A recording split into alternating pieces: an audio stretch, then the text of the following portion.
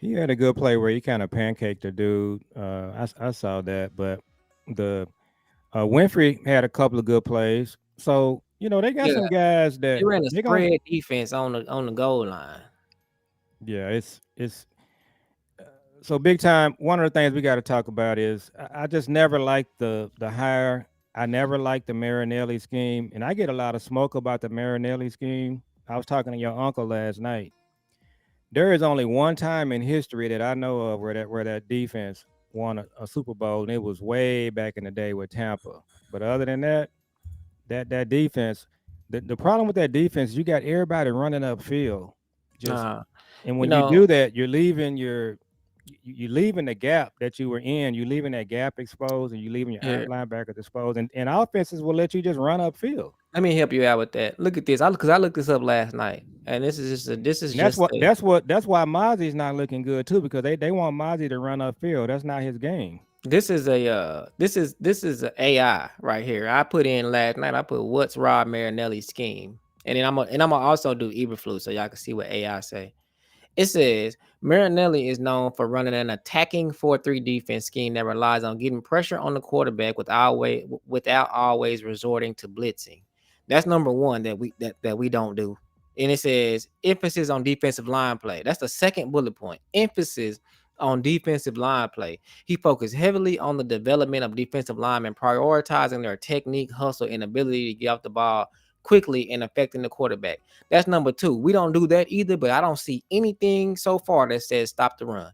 Creating turnovers. Marinelli's philosophy emphasizes the importance of turnovers, viewing them as crucial factor in winning games.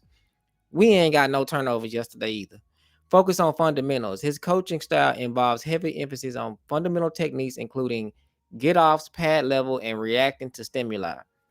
They were talking about pad level a couple games ago And they've been talking about Mozzie's get off the whole time. and I still don't see anything that says stop the run. It says player development. Marinelli is known for being a demanding coach who pushes players to reach their full potential and expects them to work hard and correct mistakes independently. Yeah, but he drafted Taco and Tristan Hill though, and so it's just like I don't.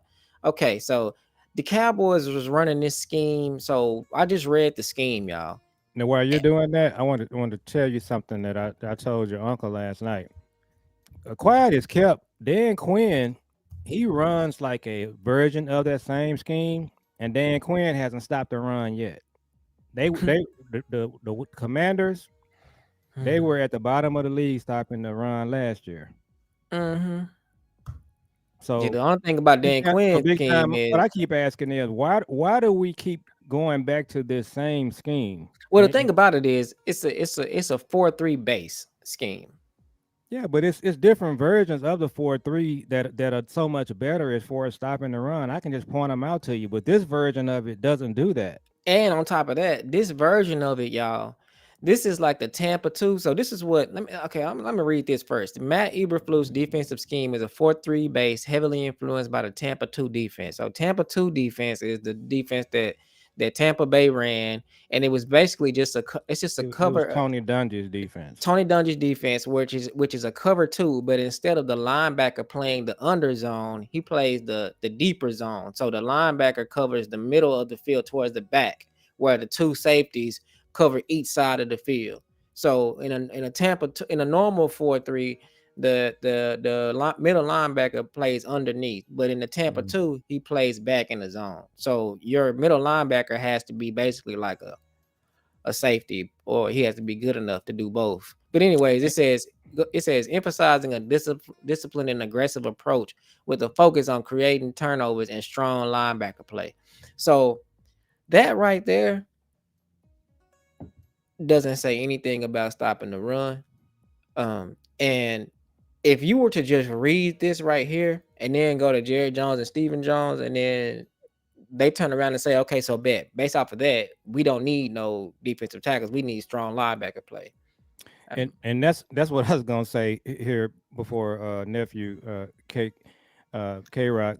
One thing he pointed out is they had a Hall of Fame defensive tackle, so we haven't had that. They haven't drafted it either, by the way.